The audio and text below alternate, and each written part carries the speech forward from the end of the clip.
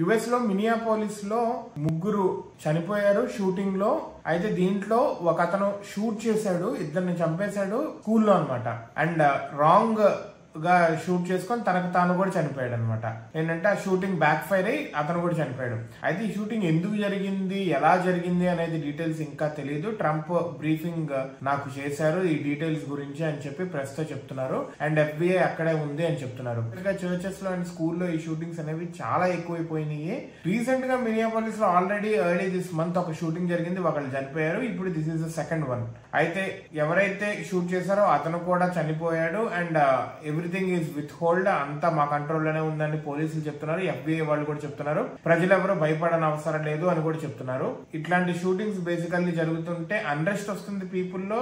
ఎప్పుడు ఎవరు ఎలా ప్రవర్తిస్తారో అర్థం కాని పరిస్థితి అనమాట.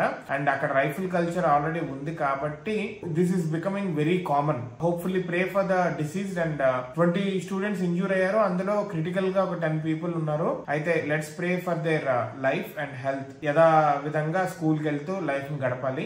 అండ్ ఇలా షూట్ చేయాలి, చంపేయాలి, లేకపోతే బాంబులు పెట్టి పేల్ చేయాలి అన్న వాళ్ళందరూ ఎలాగోలా సడన్ గా సావాలి.